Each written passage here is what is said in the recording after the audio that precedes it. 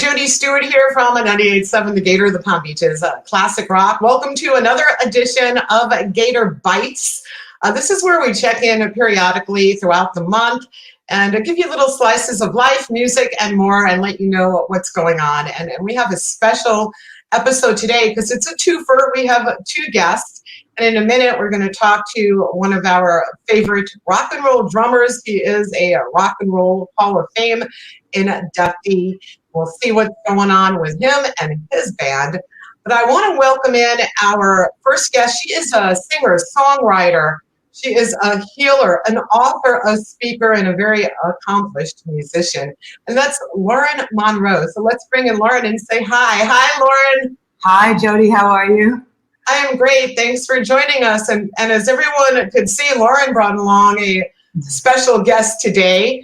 And that is her husband, Def Leppard drummer Rick Allen. Hey, nice to see you, Jodi. Nice to see you, Rick. Our listeners love you. We consider you a friend of the radio station. Luckily, we get to see you often when you come to town for your art shows. And I know that this is crazy. You know, Lauren, we're going to talk to Lauren about her new album and so much more. But I just want to go back to last year because I was thinking about this, and it was just January, February of 2020. Rick came into the studio. He was in town for his art show. So we were talking about the art show, and we were talking about the stadium tour, which was recently announced with Motley Crue. And wow, it was just weeks after that, the pandemic hit.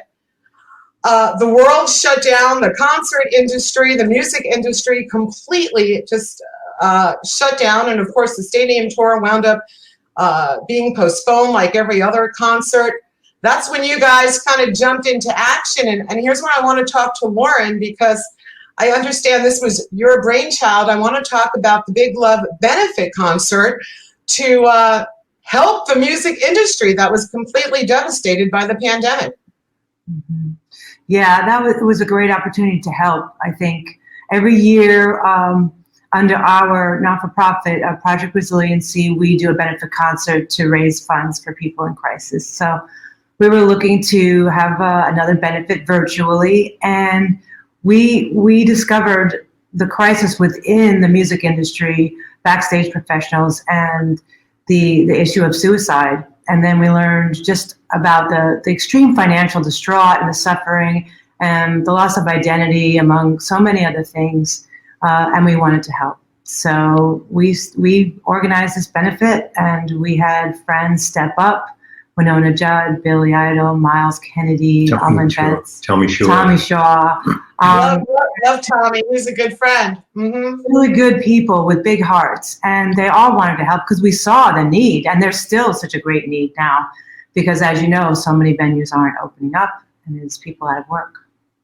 Yeah, so, just so our listeners, have a better idea, because so many industries were devastated by the pandemic, but the music industry, not only did the pandemic put the artists and the musicians out of work, but everyone, like you said, that goes into putting on live shows and concerts, whether it's the crew or production or people in ticketing and their families. I mean, it just completely devastated. So the Sweet Relief Musicians Fund is who benefited from the Big Love concert. Tell us more about that. Well, they provide services financially to musicians, but also now for backstage professionals, which was really great. And they also provide emotional support, mental health counseling, additional support aside from the financial assistance, which we think is a really important piece. Yeah. So we were very happy to raise funds for their cause and for our industry because, we're seeing firsthand how it's affecting people. We sure have. And, you say not just financially. I mean, I think that this pandemic hopefully brought mental health awareness to some light because it has affected so many people in so many different ways. And this is something, Lauren, that you've been focusing on before the pandemic. And then since the pandemic, I was reading You have outreach programs where you are really reaching out to try to help people in every way you can. Yeah, my background in the healing arts and working with mental health as well as physical healing has been about 25 years. And I wrap my knowledge around music now. And also I work a lot with veterans and post-traumatic stress, trauma.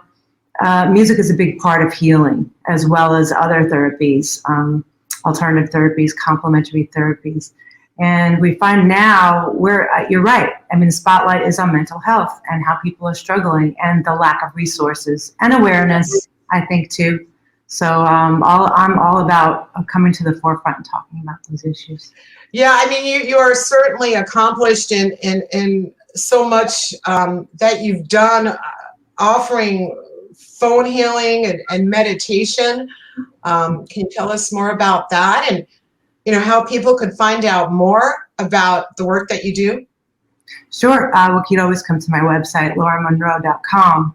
But I do a lot of work over the phone, and really much more since the pandemic, because people couldn't get around, and I provide consultations, and also I help people look at where things are stagnant, where they're holding on to energy, emotions, and help them filter that through and find a home base so they can feel anchored and grounded. Because I think people feel out of control in a lot of ways, and they're looking for a place that they can anchor into. So I help with those things. I work spiritually. I work with mindfulness practice. That's what we do with vets a lot. We work with drumming and mindfulness practice, and it's a huge benefit.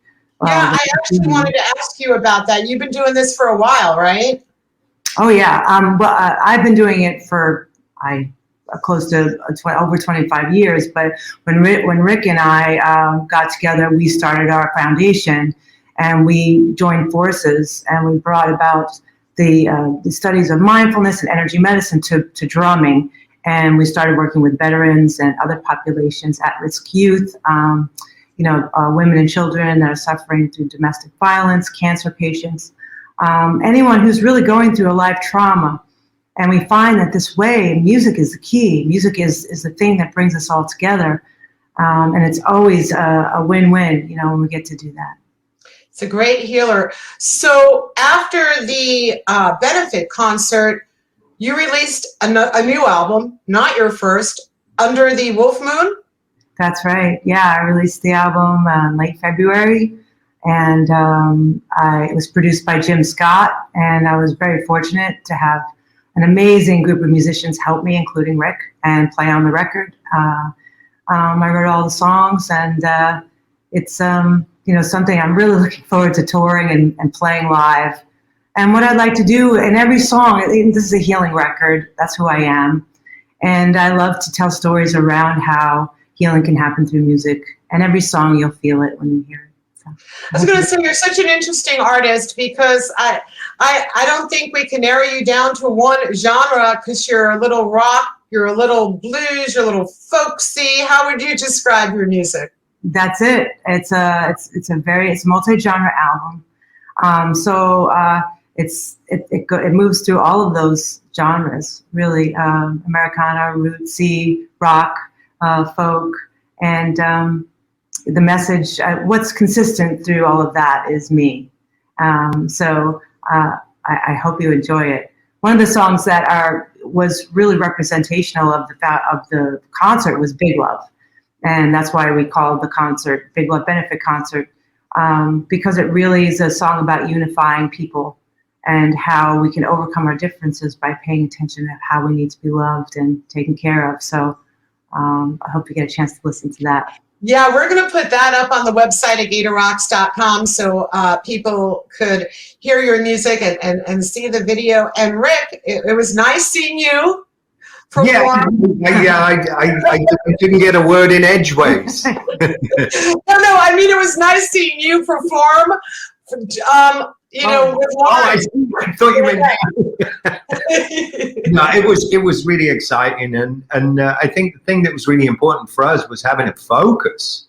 We just seemed to lose direction a little bit in the beginning of the pandemic, And then to have something like that and to be able to reach out to musicians and friends and, and realize that everybody was of the same mindset and that this ripple effect that had gone out into our industry, it was literally affecting everybody. So it was great to, have that focus and know that we're actually making a difference. So, we just want to keep doing these benefits. They're great. Yeah, bless you for doing them. And while we're on the subject, how are the rest of the guys in the band holding up during the pandemic? Everyone okay?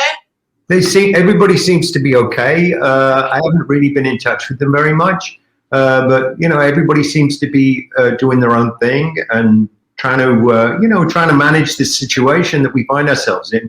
So, and I'm doing the same. We're here with the two of us, and we just find that gravitating to being creative is one of the things that really helps us to move through this, and particularly being of service to to people that we really care about.